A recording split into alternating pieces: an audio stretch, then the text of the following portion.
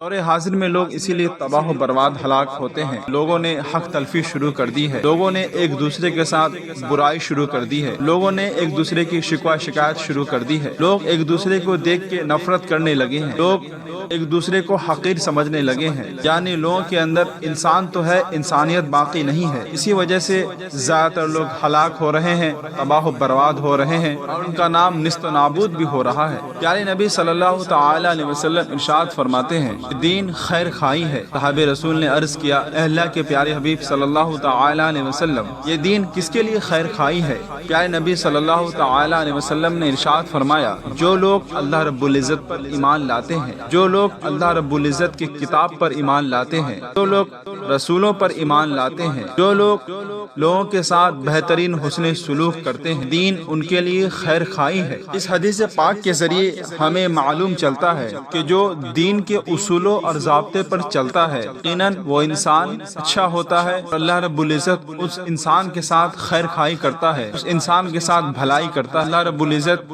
اس انسان کے گھر پر رحمتیں نازل کرتا ہے، برکتیں نازل کرتا ہے۔ جس شخص کے گھر میں لوگ اچھے ہوتے ہیں، وہاں کے لوگ آپس میں محبت کرتے ہیں، بھائی چارگی ہوتی ہے، تو اس گھر میں اللہ رب العزت خاص رحمتیں نازل کرتا ہے۔ اگر معاشرے میں رہنے والے لوگ آپس میں ایک دوسرے سے محبت کرتے، ایک دوسرے کے ساتھ انصاف دکھاتے ہیں، ایک دوسرے کے حق کو ادا کرتے ہیں، یقیناً وہ معاشرہ بھی برائی سے محفوظ رہتا ہے، اور وہ معاشرہ بھی خیر و برکت والا ہو جاتا ہے۔ چاہے وہ گھر بھلائی والا ہو،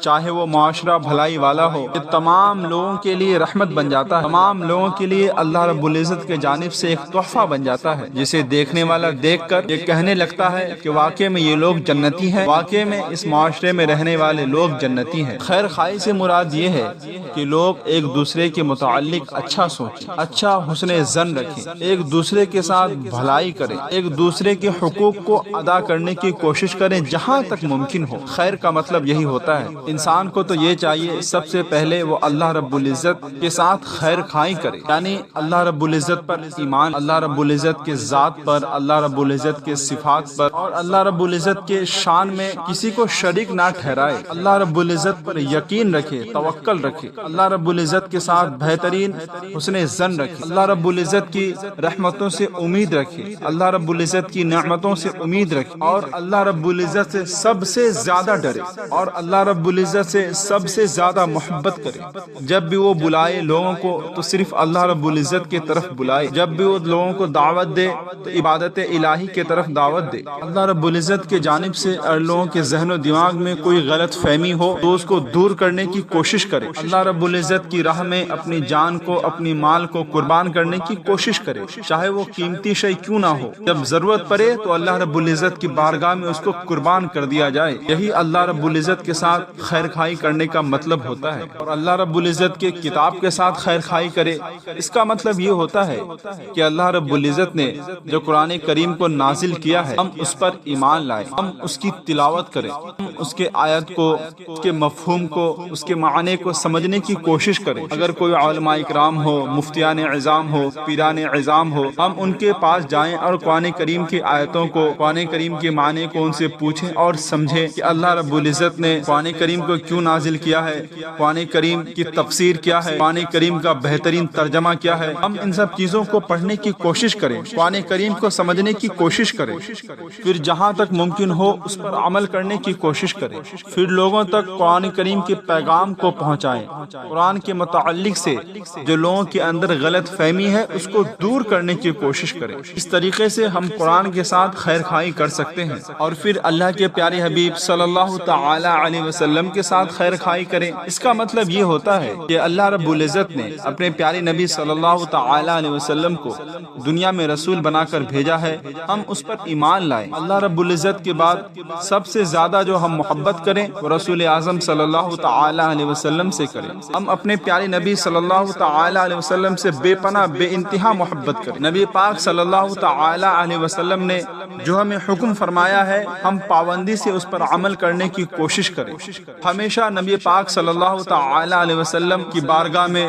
درود و پاک کا ہدیہ نچھاور کرتے رہیں، صلاۃ و سلام پڑھتے رہیں۔ ہیں جہاں تک ممکن ہو۔ اگر کھڑے ہو کر پڑھنے کی صلاحیت ہو تو ہم کھڑے ہو کر نبی پاک صلی اللہ تعالی علیہ وسلم کی بارگاہ میں صلاۃ و سلام کا نذرانہ عقیدت پیش کریں۔ اگر کھڑے ہونے کی صلاحیت نہ ہو تو بیٹھ کر ہم نبی پاک صلی اللہ تعالی وسلم کی بارگاہ میں صلاۃ و سلام کا نذرانہ عقیدت پیش کریں۔ اور جب کوئی نبی پاک صلی اللہ تعالی علیہ وسلم کی شان میں توہین کرے، ان کی گستاخی کرے، تو ہم ان کے سر کو قلم کرنے کی کوشش کریں، ہم ان کے سر کو ان کے جسم سے جدا کرنے کی کوشش کریں۔ کہ ایک ایمان والا، ایک مومن سب کچھ برداشت کر سکتا ہے، لیکن اللہ رب العزت کی شان میں توہین، رسول اعظم صلی اللہ تعالی علیہ وسلم کی شان میں توہین،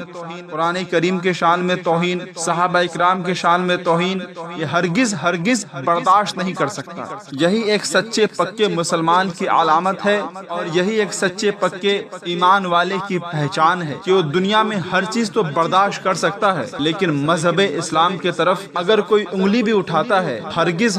اس کو برداشت نہیں کرتا ہے۔ ویسے انسان کو ہر ایمان والا قتل کر دیتا ہے، اس کو جہنم بھیج دیتا ہے۔ اسی لیے ہر مسلمان تیار رہے، جب کوئی نبی پاک صلی اللہ تعالی علیہ وسلم کی طرف انگلی اٹھائے تو اس کی انگلی کو توڑ دیا جائے۔ اگر کوئی زبان درازی کرے تو اس کے زبان کو کاٹ لیا جائے، تاکہ آئندہ لوگ نبی پاک صلی اللہ تعالی وسلم کی شان میں توہین نہ، ان کو سخت سے سخت سزا دی جائے جہاں تک ممکن ہو۔ اسی کا مطلب ہوتا ہے کہ ہم رسول اعظم صلی اللہ تعالی علیہ وسلم کے ساتھ بھلائی کریں، خیر خائی کریں، اور مسلمانوں کے ساتھ بھلائی کریں، مسلمانوں کے ساتھ خیر خائی کریں۔ اس کا مطلب یہ ہوتا ہے کہ ہمارے جو اکابر ہوں، ہمارے جو بڑے بڑے علماء اکرام ہوں، پیران عظام ہوں، ہم اپنے آپ کو ان کے سپرد کر دیں، ہم اپنا ہاتھ کو ان کے ہاتھ میں دے دیں، اور ہم ان کو اپنا پیشوا، اپنا رہنما جانیں۔ ہم اپنے مرضی سے کوئی فیصلہ نہ کریں، جب بھی کوئی مصیبت ہو، دشواری ہو، پریشانی ہو، ہم اپنے پیران عظام کی بارگاہ میں جائیں، طلب کریں۔ جو ہمارے علاقے میں، ہمارے اطراف میں علماء اکرام رہتے ہوں، مفتیان اکرام رہتے ہوں، پیران عظام رہتے ہوں، ان کے پاس جائیں اور اپنے حال دل ان کو سنائیں، اپنی درد تکلیف ان کو بتائیں، وہ جو مشورہ دیں اس مشورے پر ہم عمل کریں۔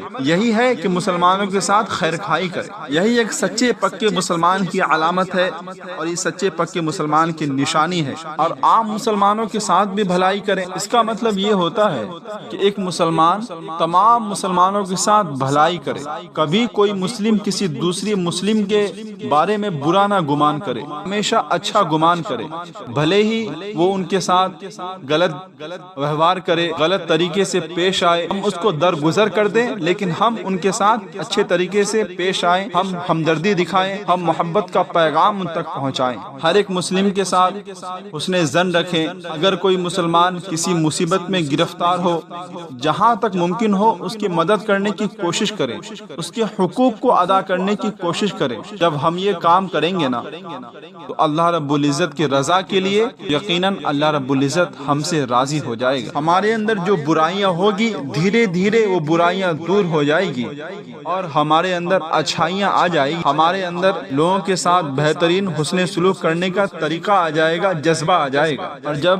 ہم کسی کے ساتھ بھلائی چاہیں، ہم کسی کے ساتھ اچھائی کرنے کی کوشش کریں، تو نہ ہی ہم ان کی غیبت کریں اور نہ ہی ہم ان کی چگلی کریں۔ ہم اس سے حسد نہیں کریں، ہم اس کو دھوکہ نہیں دیں، ہم اس کو گالی نہیں دیں، ہم اس کو نقصان پہنچانے کی کوشش نہیں کریں، ہم اس پر غصہ نہ دکھائیں، ہم اس کی توہین نہیں کریں، ہم اس سے جھگڑے نہیں، ہم اس کی عزت و آبرو کو اچھالنے کی کوشش نہ کریں، ہم اس کے جذبات کے ساتھ کھیلنے کی کوشش نہ کریں، اس کی امانت میں خیانت نہ کریں، اس کے حق کو مارنے کی کوشش نہ کریں، اس پر الزام نہ لگائیں، اس پر لعنت نہیں بھیجیں، اس پر جادو نہیں کریں، اس پر ظلم و ستم نہ کریں۔ اسی کا مطلب ہوتا ہے کہ ہم عام مسلمانوں کے ساتھ خیر خائی کریں، ان کے ساتھ بھلائی کریں۔ یقیناً جب ہم ساری برائیوں سے بچتے رہیں گے تو اللہ رب العزت کے فضل سے ہم اللہ رب العزت کے نیک بندے بن جائیں گے، اللہ رب العزت کے مقرب بندے بن جائیں گے، اور وہ عذاب جن کی وعیدیں قرآن و حدیث میں آئی ہے، اللہ رب العزت کے فضل و کرم سے ہم ان سے بھی بچ جائیں گے، اور ہم بہت سارے اچھے کام کرنے لگیں گے۔ حدیث پاک میں آتا ہے کہ اللہ کے پیارے حبیب صلی اللہ تعالی علیہ وسلم نے ارشاد فرمایا کہ تم میں سے کوئی مومن اس وقت تک نہیں ہو سکتا ہے جب تک کہ وہ اپنے بھائی کے لیے وہی پسند نہ کرے جو اپنے لیے پسند کرتا ہے۔ اس حدیث پاک کے ذریعے ہمیں معلوم چلتا ہے کہ ہمیں اپنے ساتھ ساتھ اپنے بھائیوں کے لیے بھی اچھی پسند، اچھی سوچ رکھنے کی ضرورت ہے۔ جس طرح ہم اپنے مال،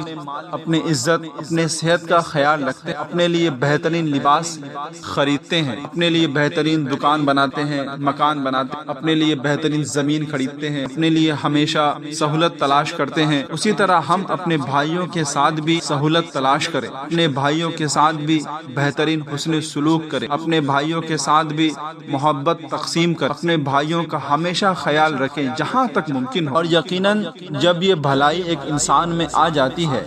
تو انسان ساری بری سوچوں سے دور رہنے لگتا ہے۔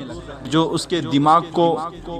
کھانے والی سوچ ہوتی ہے، دماغ کو تکلیف پہنچانے والی سوچ رہتی ہے، وہ ان سے محفوظ رہنے لگتا ہے۔ عام طور پہ وہ لوگ زیادہ دوسروں کے ساتھ برائی کرتے ہیں جو کبھی اچھے کاموں میں اپنے وقت کو خرچ نہیں کرتے، اچھے کاموں میں اپنے آپ کو مشغول نہیں رکھتے ہیں، وہی لوگ زیادہ تر دوسروں کے ساتھ برائی کرتے ہیں، دوسروں پر ظلم و ستم کرتے ہیں، دوسروں پر جھوٹے الزام لگاتے ہیں، دوسروں کی عزت کو بازاروں میں اچھال دیتے ہیں، دوسروں سے جلنے لگتے ہیں، دوسروں کے ساتھ حسد کرنے لگتے ہیں۔ اسی لیے مسلمانوں کو چاہیے کہ مسلمان اچھے کام کرنے والا بن جائے، مسلمان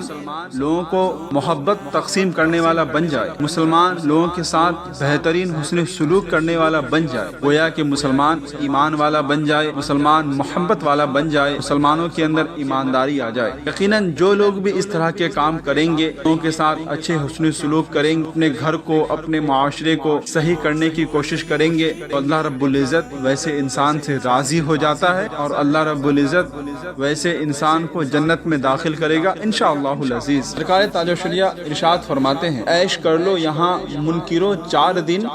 عیش کر لو یہاں منکرو 4 دن، مر کے ترسو کے اس زندگی کے لیے۔ زندگی یہ نہیں ہے کسی کے لیے، زندگی ہے نبی کی، نبی کے لیے۔ اور مسلمان کو چاہیے کہ اس طرح کے پیغام کو عام کرے لوگوں کے درمیان، کہ لوگ بھی ایک دوسرے کے ساتھ بھلائی کریں۔